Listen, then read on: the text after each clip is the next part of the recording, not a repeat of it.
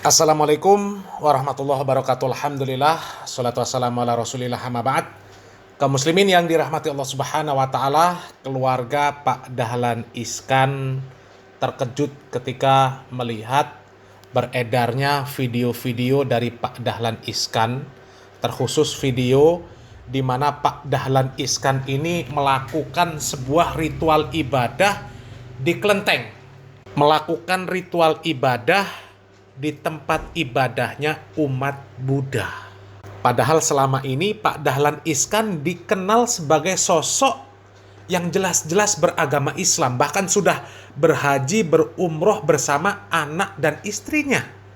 Coba kaum muslimin ya, keluarga mana yang tidak terkejut ketika ada anggota keluarganya yang kemudian beredar videonya sedang melakukan ritual ibadah di tempat ibadah orang non-muslim.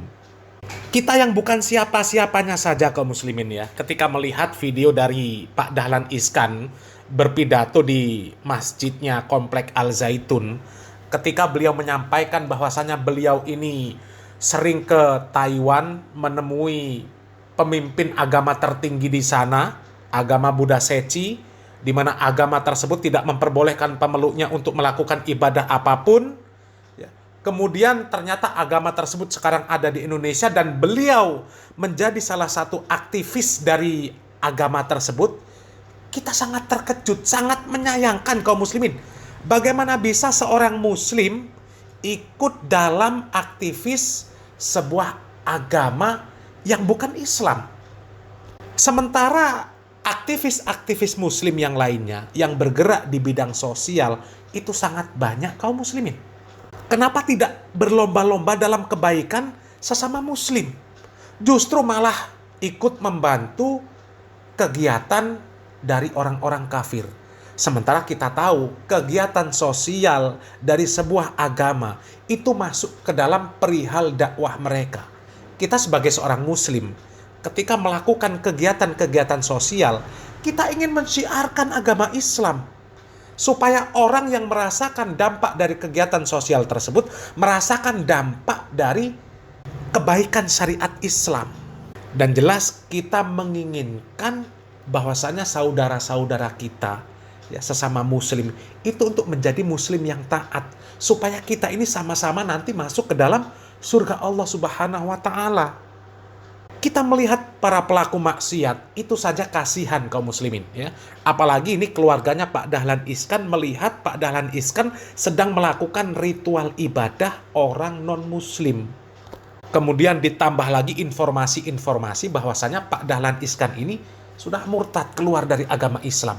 Ya karena memang dari pidato Pak Dahlan Iskan, dari video Pak Dahlan Iskan, ini sudah jelas-jelas sudah melanggar prinsip-prinsip dalam agama Islam kaum muslimin.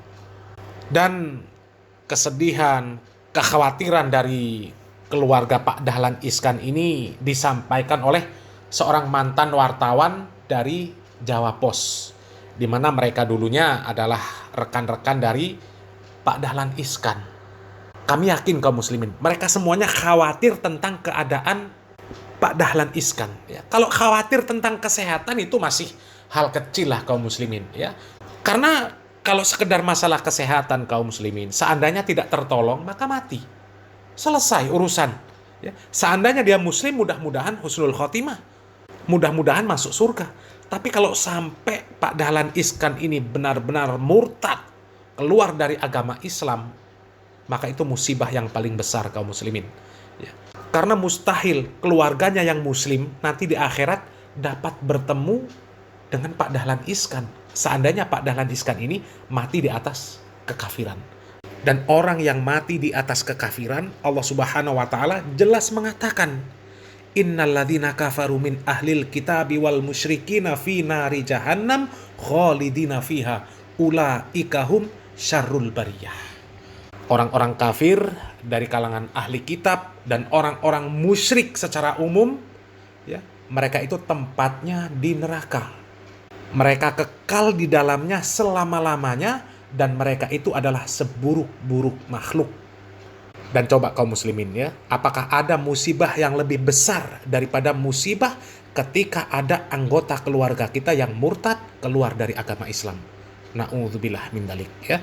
Coba kita simak ya cerita dari mantan wartawan Jawa Pos, di mana keluarga Pak Dahlan Iskan ya, terkhusus adiknya ini terkejut dan kemudian menghubungi Pak Dahlan Iskan terkait video dari Pak Dahlan Iskan yang viral tersebut ya. Kita simak videonya. Assalamualaikum warahmatullahi wabarakatuh. Lama tidak muncul di publik, mantan Menteri BUMN Dahlan Iskan tiba-tiba diramaikan, diviralkan di media sosial, di dunia maya, itu sedang melakukan ritual di kelenteng. Belum tahu kelenteng di mana, tapi nampaknya kelenteng itu ada di Surabaya. Jadi mantan CEO Jawa Pos Group itu terlihat sedang membawa patung dewa dan membawanya ke atas altar, dan kelihatan serius sekali. Di sampingnya ada seorang warga negara Tionghoa yang ikut mendampingi dia dan menjadi pemandu. Dahlan kelihatan sangat serius dan ini meramaikan dunia maya. Bahkan teman-teman dari Jawa Pos, ex-Jawa Pos pun juga ikut mempertanyakan, ini Pak Dahlan ini sedang apa? Ferry Ismirsa, salah satu wartawan Jawa Pos dulu, mantan wartawan Jawa Pos yang sahabat saya, itu sudah menelpon Pak Dahlan tapi belum direspon. Lalu Ferry juga sudah mengkonfirmasi lewat WA tapi sampai sekarang belum dibalas. Saya yang dulu juga wartawan Jawa Pos mencoba mengkonfirmasi ke Pak Dahlan juga belum direspon.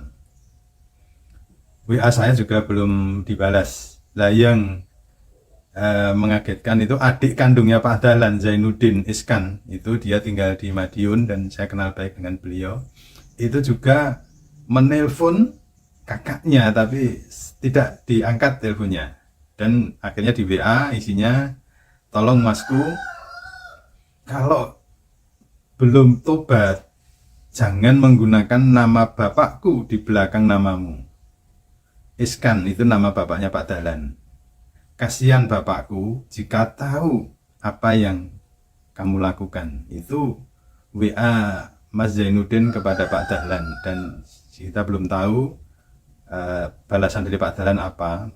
Tapi ada WA yang diteruskan ke beberapa teman Jawa Pos yang isinya adalah, untung saya tidak sedang nyapres. Ini mungkin jawaban dari Pak Dahlan ke teman-teman yang penasaran dengan apa yang dilakukannya, itu melakukan ritual di kelenteng menjelang atau pas hari raya Imlek kemarin. Tuh kaum muslimin ya, adiknya Pak Dahlan Iskan sampai menghubungi Pak Dahlan Iskan melalui WA dengan kata-kata yang bagi kami itu kata-kata yang menunjukkan ya khawatir, ya kemudian cemas, benci, murka dan sebagainya lah kaum muslimin, campur aduk kaum muslimin ya.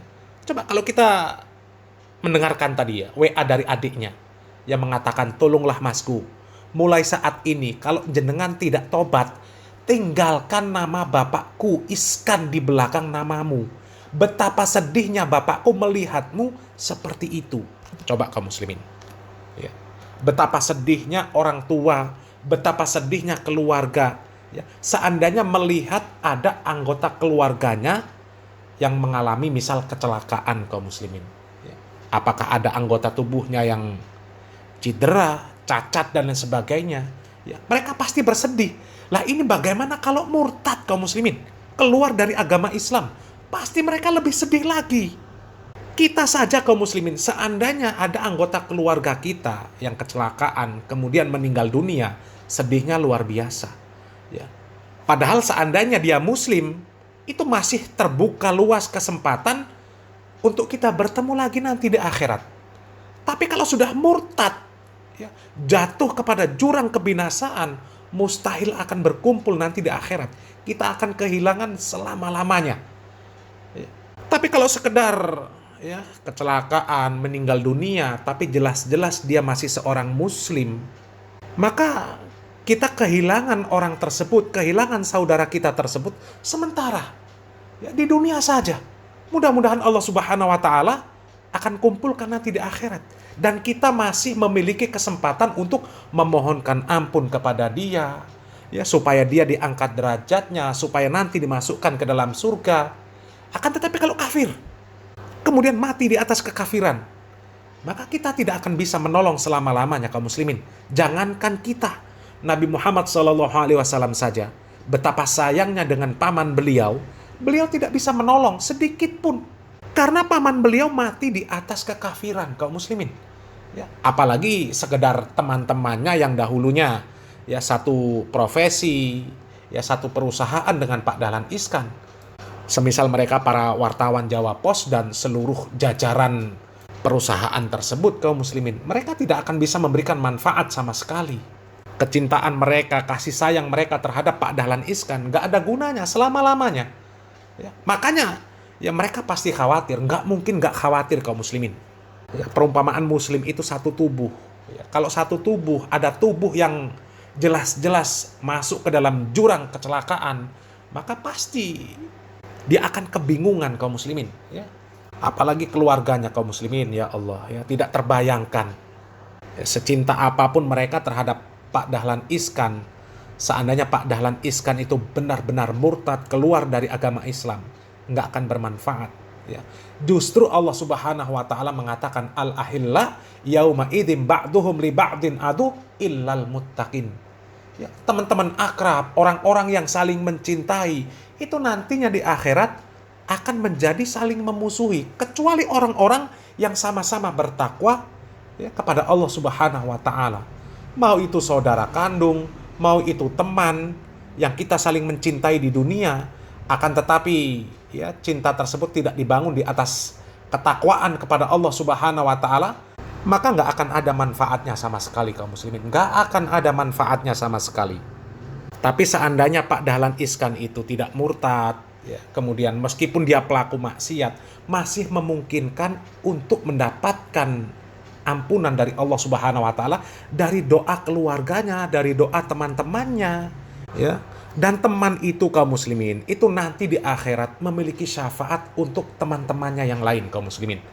Ya, Nabi Muhammad SAW, beliau mengatakan bahwa nanti orang-orang mukmin yang mereka masuk ke dalam surga, mereka itu akan memohonkan kepada Allah Subhanahu wa Ta'ala supaya teman-teman mereka yang di dunia ini berpuasa bersama, sholat bersama, haji bersama, berhari raya bersama, beribadah bersama, tapi dia meninggal di atas kemaksiatan, asal tidak kekafiran, kemudian dimasukkan ke dalam neraka, mereka akan meminta supaya saudara mereka tersebut diangkat dari neraka dan dimasukkan ke dalam surga.